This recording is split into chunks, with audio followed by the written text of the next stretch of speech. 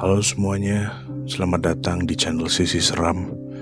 Di sini aku bakal berbagi cerita horor dari berbagai sumber dari orang-orang di sekitarku, dan juga teman-teman yang mendengarkan juga bisa kirim cerita ke email yang sudah tertera di deskripsi video untuk nantinya aku ceritakan di channel ini. Cerita yang pertama datang dari temanku. Kita sebut saja namanya Putri. Karena cerita ini sedikit banyak mengandung aib dari keluarganya, sehingga aku harus menyamarkan nama tokoh dan juga lokasi tempat kejadian. Tahun 2004. Waktu itu aku berusia 24 tahun. Setelah hampir 3 tahun bekerja di Jakarta sebagai editor freelance, aku merasa jenuh. Kota ini seperti tidak pernah tidur. Siang dan malam hanya penuh suara kendaraan, orang terburu-buru, dan udara yang makin tidak bersahabat. Aku ingin hidup lebih tenang, lebih sunyi. Dan keinginan itu seakan dijawab ketika aku mendapatkan tawaran kontrak kerja dari sebuah perusahaan penerbitan di Bandung yang membolehkanku bekerja dari rumah, asal punya sambungan internet dan bisa kirim hasil kerja lewat email. Aku langsung teringat rumah peninggalan almarhumah nenekku di sebuah kota di Pulau Jawa. Sebuah rumah di pinggiran desa yang sudah bertahun-tahun kosong. Aku bilang ke orang tuaku yang saat itu masih bekerja di luar negeri bahwa aku ingin tinggal di sana. Mereka sempat ragu karena mereka tahu pekerjaan ini membutuhkan sambungan internet, sedangkan pada saat itu jaringan internet belum terlalu luas. Tapi pada akhirnya mereka setuju ketika aku sudah mendapatkan informasi yang cukup untuk bisa menyambungkan internet ke rumah nenekku. Mereka bahkan lega karena rumah itu tak akan dibiarkan kosong terlalu lama. Dan begitulah aku pindah. Kupikir ini akan jadi awal dari hidup baru yang lebih damai. Tapi aku salah besar. Rumah itu mungkin saja kosong, tapi tidak sepenuhnya sepi.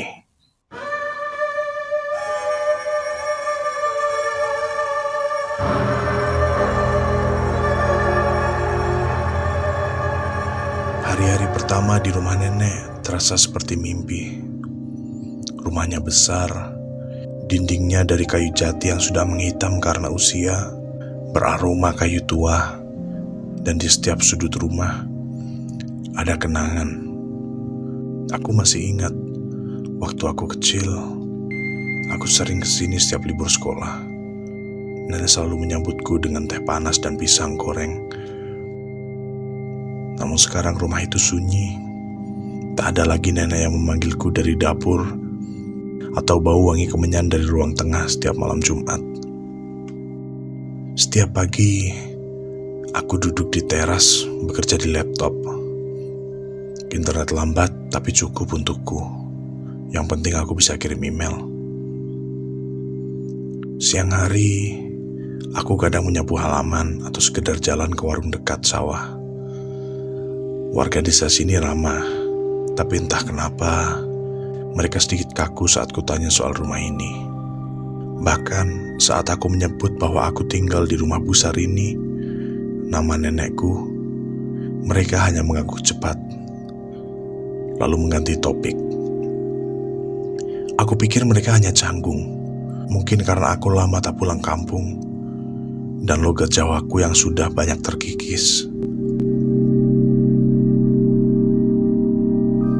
Di hari-hari awal, semuanya berjalan biasa saja. Tapi di suatu malam, aku mulai mendengar suara lirih seperti orang menangis pelan. Awalnya aku pikir itu tetangga. Tapi rumah ini cukup jauh dari rumah lain, dan suara itu terdengar jelas. Dari atas, dari loteng. Aku menatap langit-langit kamar. Tidak ada akses ke loteng dari dalam rumah. Tangga kayu tua untuk ke atas itu disimpan di luar, di gudang samping rumah. Dan sejak dulu, loteng itu memang selalu terkunci.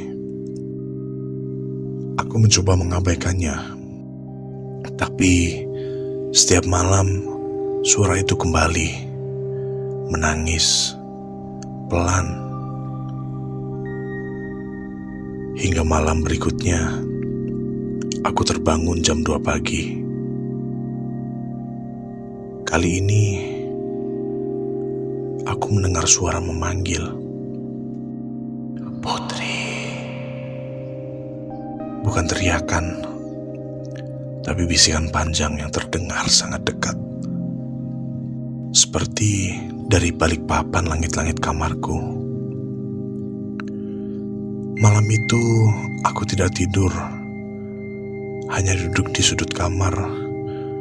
Dan pagi harinya, aku bergegas ke warung Bu Minah di dekat rumah nenek. Ku buka pembicaraan pelan-pelan. "Bu Minah, loteng di rumah itu dulu pernah dipakai ya?" Wajah Bu Minah langsung berubah. Ia meletakkan botol kecap yang tadi sedang disusunnya. "Nggak usah dipikir, Nduk. Sudah lama dikunci. Dari dulu memang nggak ada siapa-siapa di atas. Tapi matanya seolah menyimpan sesuatu."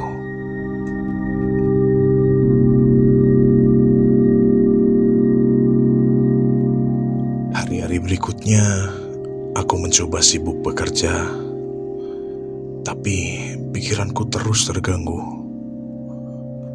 Aku mencoba mengabaikan suara-suara dari atas, tapi entah kenapa, semakin lama suara itu semakin terdengar jelas. Tangisan lirih, lalu sesekali seperti suara kuku menggaruk lantai kayu. Aku sering memeriksa seluruh rumah, memastikan jendela terkunci, mengecek gudang. Tapi setiap kali berdiri di bawah loteng, aku selalu merasakan hal yang sama. Seperti ada yang sedang berdiri di atas, diam, memperhatikanku. Pada suatu sore, aku membuka laci tua di ruang tengah. Laci yang penuh dengan dokumen-dokumen dan surat-surat milik nenek.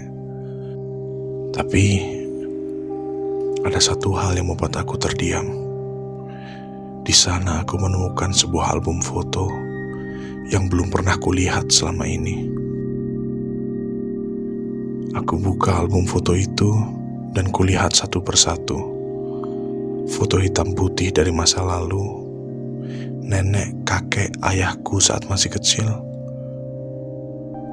Tapi di halaman tengah, aku menemukan satu foto keluarga yang robek. Bagian robeknya adalah bagian seseorang. Seorang perempuan muda yang hanya tersisa sebagian rambut dan lengannya memegang boneka. Di balik foto itu ada tulisan tangan. "Siti, maafkan ibu." Siti? Siapa Siti? Dan kenapa fotonya dirobek dan disembunyikan? Sejak kutemukan foto itu, semuanya berubah. Suara tangisan dari loteng semakin sering. Bahkan siang hari pun, aku kadang mendengar kursi di atas bergeser. Padahal yang aku tahu tidak ada siapapun di atas. Aku mulai bermimpi. Mimpi yang terus berulang. Aku berada di sebuah ruangan gelap dan mendengar suara anak kecil yang menangis.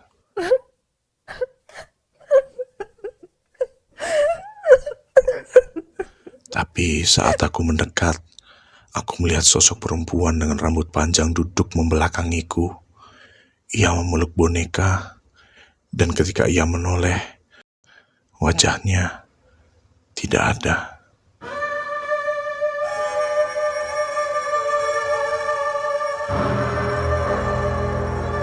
Hanya kulit kusam dan suara yang terus menangis.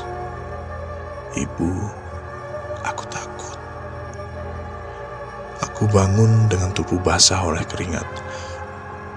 Saat ku buka mata, di sudut kamar, aku melihat bayangan hitam berdiri diam.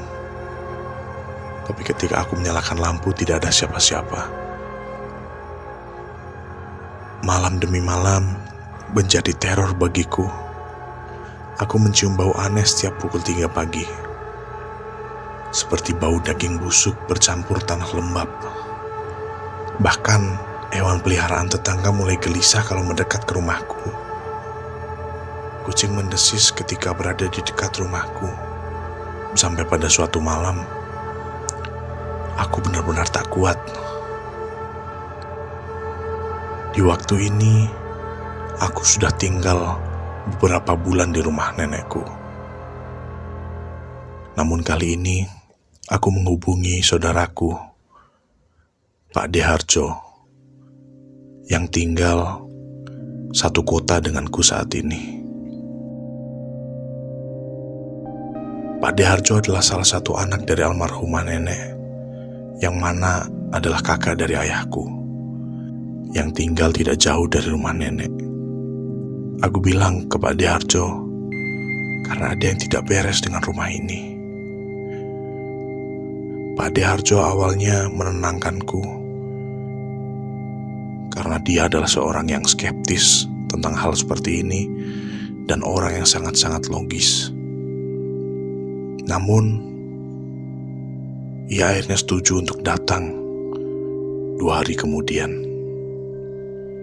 Seorang pria tua berkacamata dan juga sangat kalem akhirnya datang.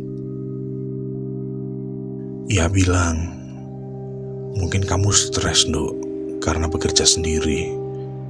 Terlebih, kamu udah terbiasa berada di kota yang sangat ramai, tapi sekarang kamu tinggal di kampung yang sangat sepi. Singkat cerita, malam akhirnya datang. Pak D mendengarkan sendiri suara dari loteng itu. 1 kali, 2 kali, 3 kali, wajah Pak D masih belum berubah, dan Pak D masih belum bergeming. Namun, suara itu terus-menerus datang dan semakin kencang. "Nggak wajar ini, Nduk," katanya pelan-pelan. "Wes, sekarang kamu tidur. Besok pagi kita buka loteng itu bareng-bareng." Akhirnya aku mengiyakan kata Pak D. Namun malam itu menjadi malam yang paling susah untuk aku berusaha tidur. Aku terus-menerus mendengarkan suara itu dan mendengarkan langkah Pak D yang sepertinya berjalan mondar-mandir di ruang tengah.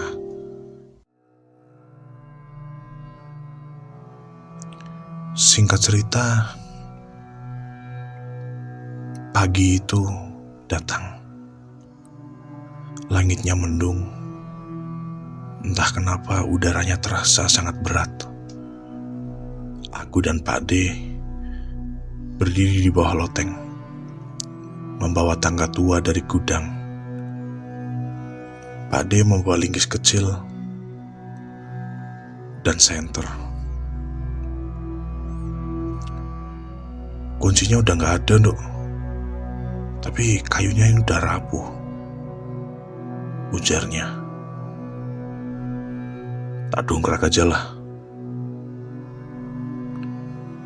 Dengan satu hentakan, krak, papan penutup loteng pun terbuka. Pak D pelan-pelan menuju ke atas. Aku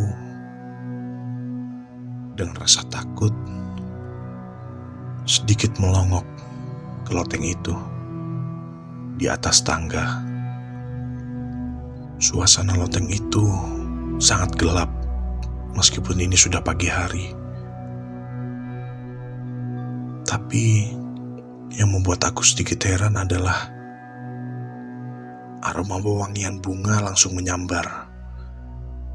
Tidak seperti bau bangkai yang selama ini selalu menerorku.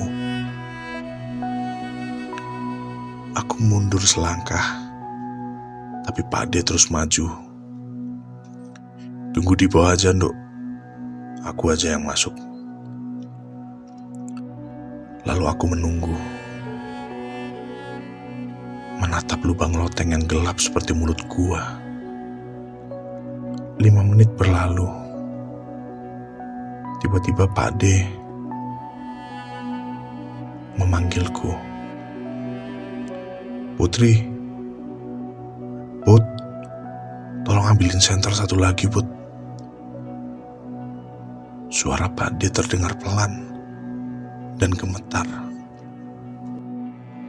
Aku naik 2 anak tangga, mengintip sedikit ke atas. Dan saat itu, aku melihatnya. Sebuah peti terbuat dari papan kayu kasar, terikat dengan tali anyaman, diletakkan di pojok loteng. Pak D, itu apa? Pak D tidak menjawab. Rasa takutku dikalahkan oleh rasa penasaran, sehingga aku sedikit bergegas menyusul Pak D. Aku dan Pak D mendekat ke peti dan membuka simpul tambang berwarna hitam yang mengikat tali tersebut.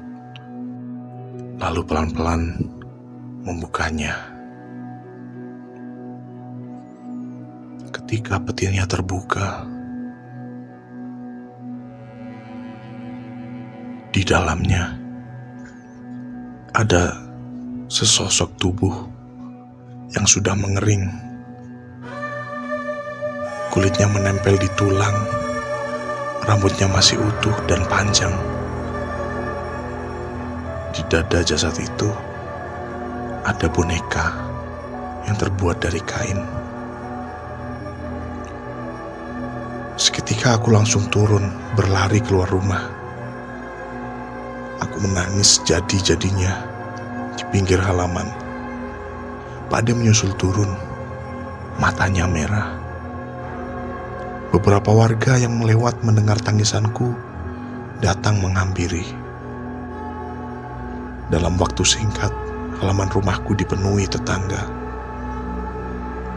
Aku hanya bisa terdiam, tubuhku menggigil. Pak D berbisik, jangan cerita ke siapa-siapa dulu. Ini harus kita bicarakan baik-baik. Akhirnya, sore menuju malam, para tetua kampung berkumpul di rumah nenek. Salah satu dari mereka memanggil orang pintar, kiai tua dari desa sebelah. Kiai itu melihat kondisi jasad dan merasakan suasana di loteng. Dan ia berkata, jasad ini seharusnya sudah lama dikuburkan, tapi dia disembunyikan, entah karena aib atau karena sebuah ketakutan. Tidak ada yang tahu sebenarnya apa yang terjadi pada jasad itu, kata kiai itu. Tidak ada yang tahu sebenarnya apa yang terjadi dan siapa jasad itu. Tapi entah kenapa, pikiranku berkata itu adalah Siti, seorang perempuan yang aku lihat ada di album foto nenekku. Kiai itu menyarankan agar jasad itu dikuburkan secara layak. Dengan diam-diam, tanpa ramai-ramai.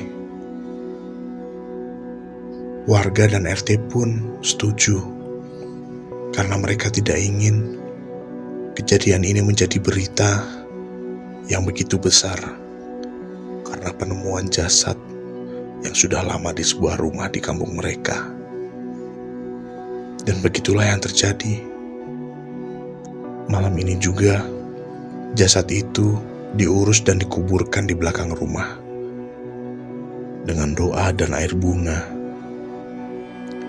Tidak ada dokumentasi, tidak ada berita, hanya diam dan doa. Malam itu, aku dan Pak D tidak bisa tidur, tapi kami ditemani oleh beberapa warga di rumah kami. Keesokan harinya, kami langsung memutuskan untuk aku pindah sementara ke rumah Pak D.